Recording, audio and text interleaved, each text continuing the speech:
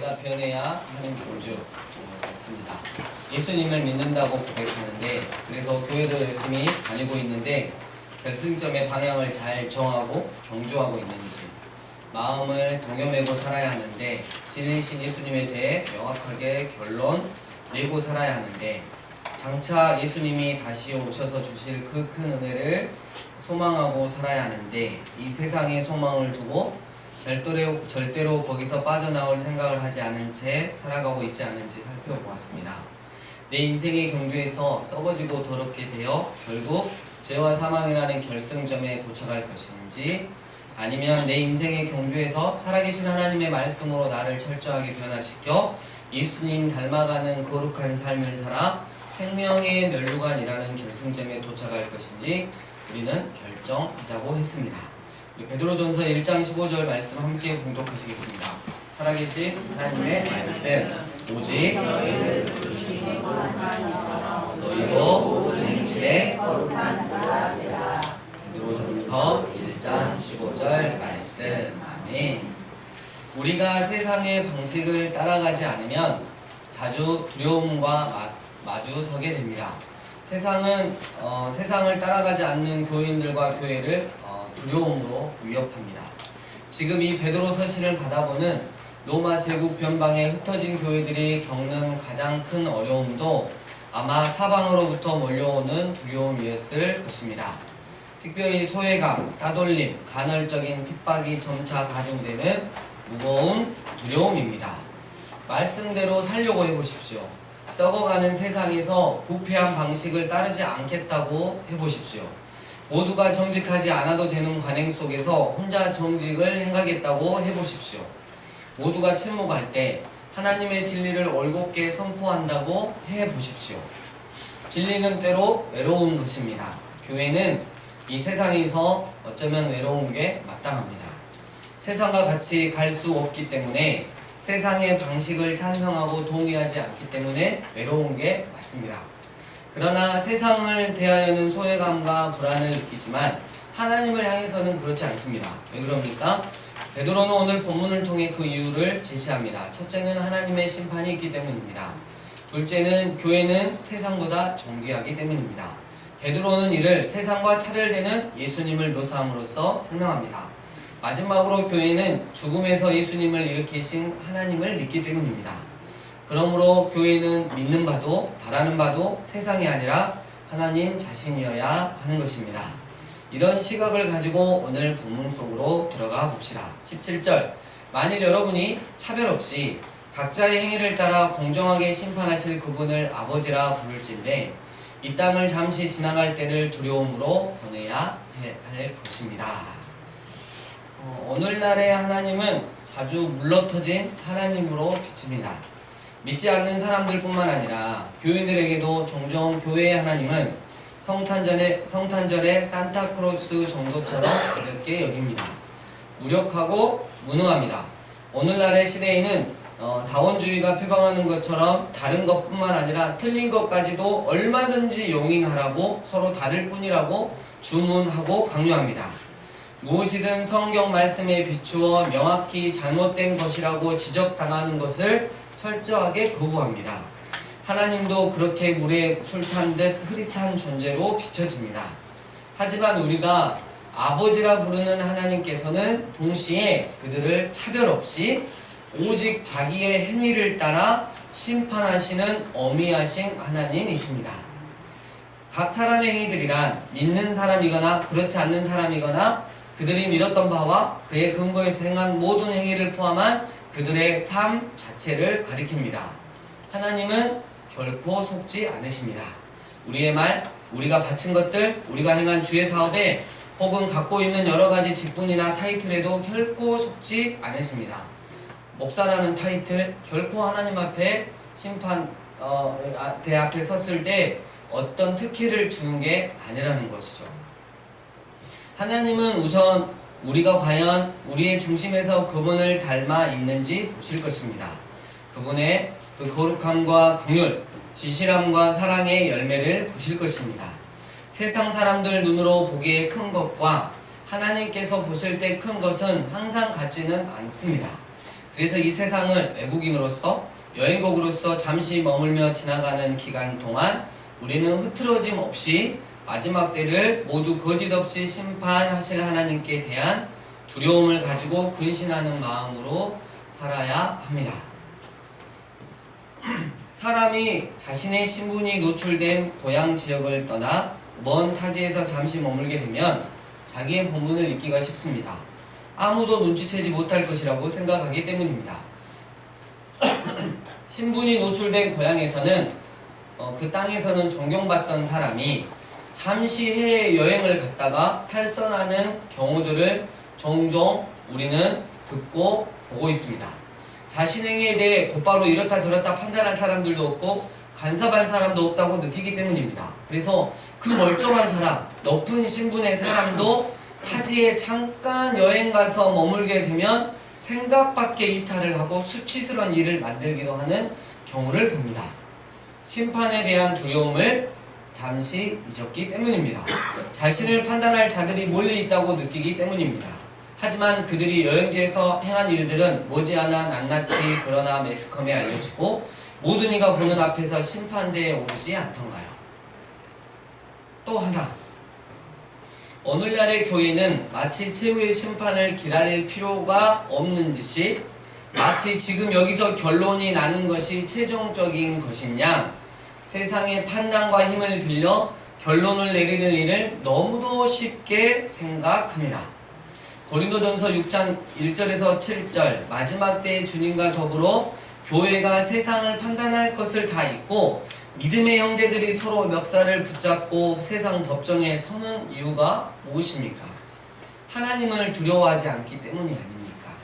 공의로 심판하실 하나님이 보이지도 않을 만큼 눈이 멀었기 때문이 아닙니까? 그만큼 지금 여기서 자기 뜻대로 교회조차도 자기 뜻대로 해버리고 싶기 때문이 아닌가요? 베드로는 이 세상 한복판에 던져져 사방이 세상으로 둘러싸인 작은 교회들에게 이렇듯 교회가 마땅히 두려워해야 할 하나님을 가르치고 있습니다. 교회 자신뿐 아니라 로마의 황제와 권력자들, 많은 신들을 섬기는 수많은 헬라인들, 전통을 붙들고 스스로를 눈멀게 만든 유대인들, 그리고 허다한 민족들과 열방들을 모두 각기 그 행위대로 공의로 심판하실 전능하고 전지하신 하나님, 그 앞에서 온 세상이 두려워 떨 수밖에 없는 그런 초월적이고 정권을 가지신 심판주 하나님 앞에서 살라고 말합니다. 정권을 가지신 하나님께서 모든 굽어진 것을 바로 펴실 그 최후의 날을 믿는 것이 여러분 참된 신앙입니다. 그래서 인내할 수 있는 거예요. 그래서 낙심하지 않고 계속해서 선을 행할 수 있는 것입니다. 열매가 있고 심판이 있기 때문입니다. 따라서 우린 하나님을 두려워하는 신앙을 반드시 회복해야 하는 것입니다. 종종 세상의 판단에 휘말리는 교인들을 봅니다. 걱정과 근심뿐 아니라 두려움에 휩싸입니다. 모든 것이 다 끝난 것처럼 여깁니다. 마치 세상 사람들의 판단이 최종적인 것처럼 생각합니다. 돈을 두려워하고 사람들을 두려워하고 미래를 두려워하여 세상의 종노릇을 자처합니다. 그래서 사람에게 종이 되고 돈의 종이 되고 죄의 종이 됩니다. 사람이 마땅히 두려워해야 할 것을 두려워하지 못하면 온갖 다른 두려움들에 사로잡히게 되는 것입니다. 거꾸로 사람이 마땅히 두려워해야 할 하나님을 두려워하면 다른 모든 두려움들로부터 해방이 됩니다. 18에서 20절에서 베드로가 강조하는 바는 이렇듯 심판하시는 하나님께 초점을 딱 맞추고 또한 그분께서 어떻게 교회를 자유하게 하셨는지를 깨닫는다면 오히려 두려움 없이 세상을 자유하게 살아갈 수 있음을 우리에게 보여줍니다. 마땅히 할 것은 조상대대로 전해 내려오는 그 허망한 현실로부터 여러분이 해방된 것이 썩어질 금이나 은으로서가 아니라 흠도 없고 점도 없는 어린 양 같은 그리스도의 보배로운 피로 대신 값주고 되었다는 사실입니다. 그는 세상의 기초가 놓이기 이전에 미리 알려진 바 되신 자로서 이제 시간의 마지막 때에 여러분을 위하여 나타내신 바 된 분이십니다.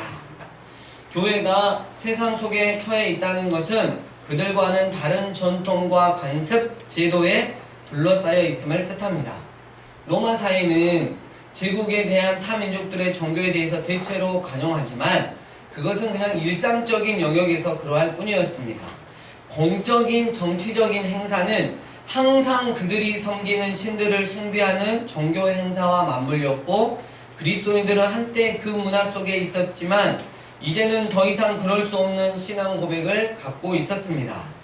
그것은 한두 번 일상적인 충돌과 갈등의 단계를 거쳐 점점 더 위협과 소외, 더러는 보이고 또 보이지 않는 비난과 적대감, 핍박의 형태로 나타났습니다. 그것은 흩어진 여행자들 같은 작은 교회들에게 정말 커다란 두려움이었습니다. 정말이지 마지막 날에 모든 것에 옳고 그름을 심판하실 하나님을 신뢰하지 않는다면 결코 이겨낼 수 없는 두려움이었던 것입니다. 그래서 베드로는 하나님 아버지의 거룩하심과 조상들의 허망한 행실들을 대조해서 지금 설명하고 있습니다. 누구를 따라야 할지 명백합니다. 단지 그것을 따르는 문제 이전에 우리가 누구인가, 우리가 누구에게 소속되어 있는가, 누구를 닮도록 되어 있는가의 문제를 확인하는 것이 중요합니다. 본문에 허망하다라는 것은 속이 텅 비어 결국 아무런 결과도 내지 못한다는 뜻입니다. 씨앗으로 말하면 죽은 것이고, 빵으로 치면 공갈빵 같은 것입니다. 우리 친구들 공갈빵 아세요? 네, 나중에 엄마한테 꼭 해주라 그러세요. 안에 아무것도 없어요. 문맥적으로 말하면 진리를 떠난 무지함에서 나온 것이고 부패하여 썩은 행실입니다. 예컨대 이렇습니다. 제사상을 차리면 조상의 귀신들이 와서 먹는다고 믿고 죽은 조상들 때문에 살아있는 며느리를 괴롭히는 것입니다. 사람은 죽어서 귀신이 되지 않습니다. 성경에서 귀신들은 모두 타락한 천사들입니다. 단지 돌아가신 분을 흉내낼 수 있는 거예요. 없는 귀신들을 위해 제사상을 차리는 것은 헛된 풍습입니다. 또 다른 예로 교회가 커다란 예배당을 짓고 성장했다고 믿는 것도 자본주의적 세상의 풍속에 따르는 현대판 미신에 가깝습니다. 교회란 건물이 아니라 성도들이기 때문입니다. 교회의 성장은 성도들이 그들을 부르신 하나님 아버지를 따라 거룩함에 이른 것을 말합니다. 예배당은 어마어마한데 거기에 모이는 성도들과 그들을 모은 목회자는 세상의 상식에도 못 미치는 수준의 도덕과 부패함 속에 살고 있다면 그건 역시 무엇이든 큰 것이 성공한 것이라고 믿는 경제만능 세상의 허망한 행실을 따르는 것입니다. 베드로는 성도가 이런 허망한 행실들에서 해방되었다라고 선언합니다. 교회가 거듭난 자녀의 생명으로 하나님을 아버지로 모셨으니 이제 그들은 그들의 전통 속에서 아비들이 전해준 허망한 행실로부터 해방된 것입니다. 어떤 장소를 벗어난 것이 아니라 세상의 그 허망한 행실로부터 해방이 된 것입니다. 여기에 주목해야 할 강조점이 있습니다. 베드로는 늘 언제나 출애굽 신앙을 강조합니다. 즉 예수 그리스도의 피로 단순히 죄사함을 받았다는지 의롭게 여기심을 받았다는 것을 말하는 것이 아니라는 거예요. 구원은 이동입니다. 그러니까 첫 번째 출애굽처럼 단순히 애굽에서 가나안으로 옮겨졌던 지리적인 이동만을 뜻하는 것이 아닙니다. 옛 이스라엘은 약속의 땅에 들어와서도 그 허망한 행실들을 결코 버리지 않았습니다. 하지만 이제 교회는 진짜 출애굽을 하게 되었습니다. 짐승의 피가 아니라 보배로운 예수님의 피로 구속을 받았으므로 그것은 그들을 애굽이나 로마에서 건져내는 것이 아니라 그들의 양심을 새롭게 하여 드디어 죄와 죽음의 권세 그리고 그 결과인 부패하고 헛된 행실들에서 해방되게 하는 참된 출애굽인 것입니다. 그러므로 교회는 세상이 양심과 예수님을 아는 믿음을 위협하며 두렵게 하는 그 헛된 두려움에 사로잡힐 이유가 전혀 없다는 것입니다. 조상들의 전통이 그중 하나입니다. 고대사회에서는 오래된 것이 더 좋은 것, 권위 있는 것, 가치 있는 것으로 여겨졌습니다.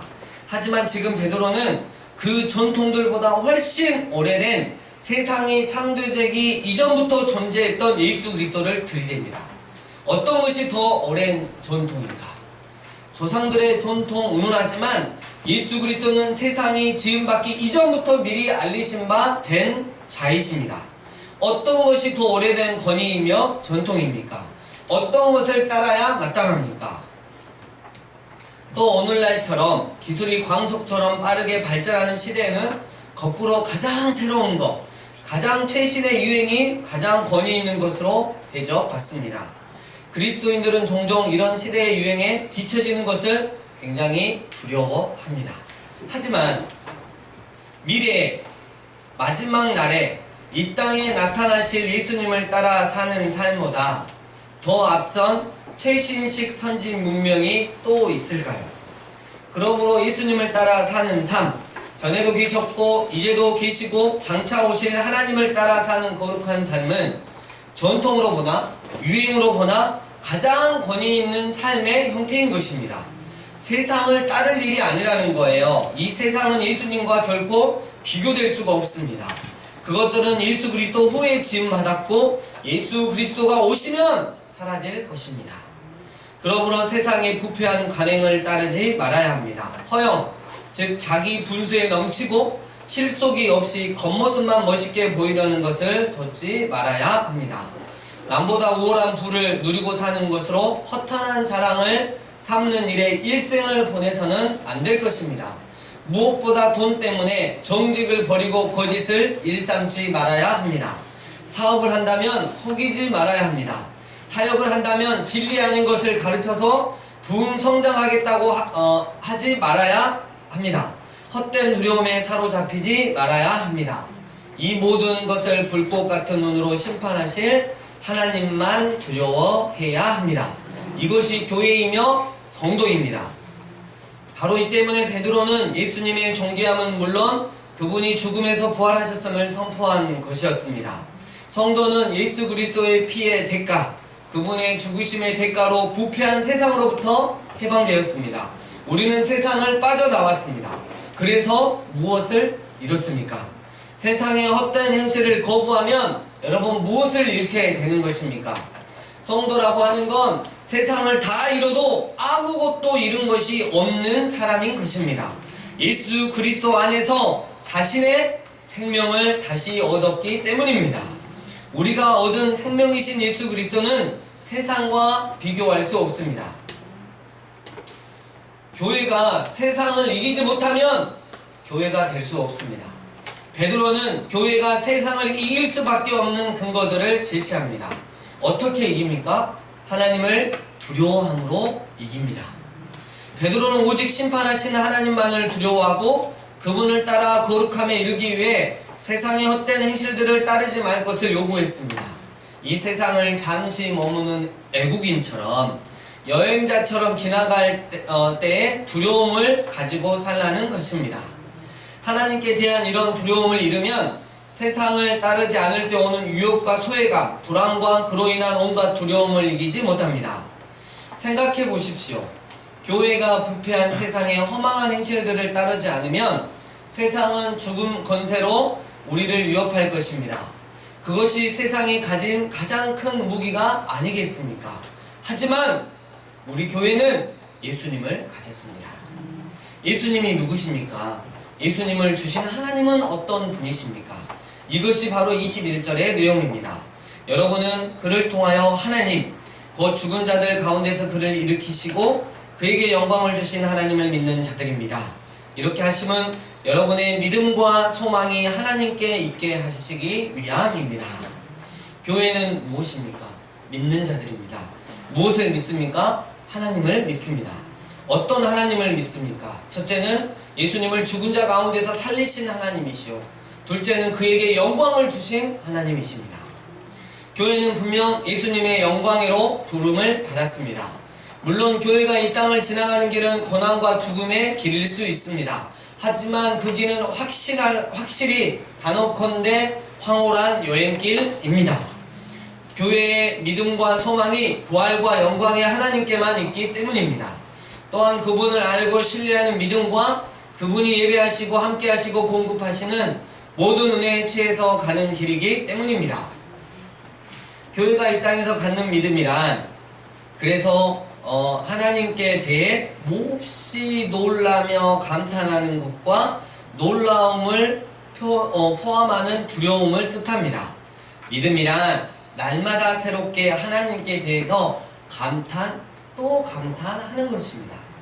그분의 권세와 능력, 그분의 지혜와 부요함, 그분의 끝없는 사랑과 긍휼 앞에서 아 하고 감탄하고 서며 또 엎드러져 감격하고 그분을 더욱 사랑하고 두려워하는 것입니다. 사랑하고 두려워하는 것. 그분이 예비하신 구원과 이미 주신 놀라운 선물들을 누리면서 몹시 놀라며 감탄하는 놀라운 경외감으로 사는 것입니다.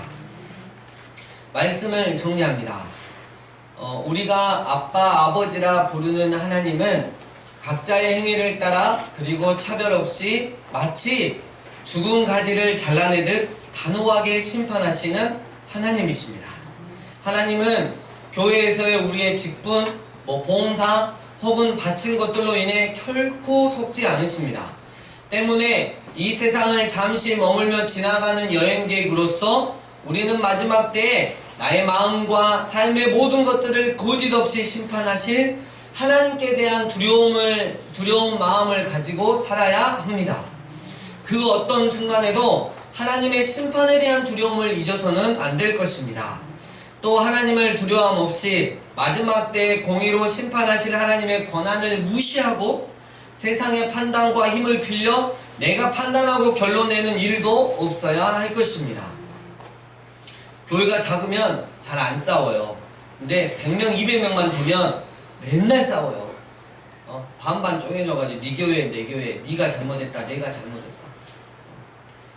여러분, 우린 절대 그러면 안 돼요. 베드로는 또 교회들에게 말합니다. 돈을 두려워하지 말고 사람들도 두려워하지 말고 미래를 두려워하지도 말아라. 세상의 종노릇, 사단의 종노릇도 하지 말아라. 교회는 예수 생명으로 하나님 아버지를 모셨으니 세상의 그 허망한 것들, 아무런 결과도 못 내는 것들에서 해방된 존재로 살아가라고.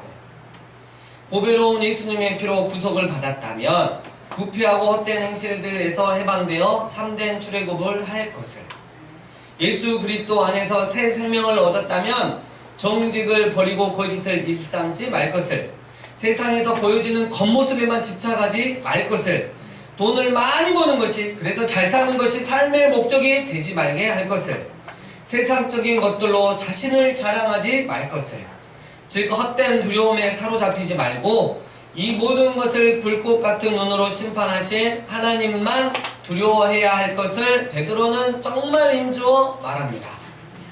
우리가 주님의 교회라면 반드시 이 세상을 이길 수밖에 없습니다. 왜냐하면 우리는 예수님을 소유했기 때문입니다. 예수님의 부활 생명이 우리 안에 있기 때문입니다. 사랑하는 광주 삶의 예배인 교회 예배자 여러분, 교회가 이 세상을 지나가는 길은 고통과 고난과 죽음의 길일 수도 있습니다. 하지만 단언컨대 그 길은 확실히 황홀한 여행길입니다. 우리 소망이 부활하신 주님을 신뢰하기 때문입니다. 우리를 지키시고 인도하시는 주님의 은혜에 그냥 가는 게 아니라 취해서 가는 길이기 때문입니다. 비록 사망의 음침한 골짜기와 같은 이 세상을 지나가지만 나를 향한, 우리 교회를 향한 하나님의 일하심에 완전 감탄하며 놀라며 또 경외, 공경하고 두려워하는 것이 교회가 이 땅에서 갖는 믿음인 것입니다. 날마다 새롭게 하나님께 대하여 감탄 또 감탄하는 것이 믿음인 것입니다. 이번 한 주간도 우리의 삶의 현장에서 하나님의 끝없는 긍휼과 사랑의 감탄, 하나님의 권세와 능력의 감탄, 하나님의 지혜와 그 부요함의 감탄, 하나님의 지키시고 인도하심의 감탄, 하나님의 일하심에 감탄하며 하나님께서 나에게, 우리 교회에게 행하시는 그 모든 일을 찬양하고 감격해 합시다. 또 이로 인해 더욱더 하나님을 사랑하고 또 두려워합시다. 오늘 본문에서 우리 교회에게 말하는 이 땅에서 가져야 하는 그 믿음의 소유자로 우리는 이번 한 주도 살아갑시다. 다같이 주님 주신 말씀 붙들고 하나님 앞에 오직 믿음을 쓰며 나아가도록 하겠습니다. 기도하시겠습니다.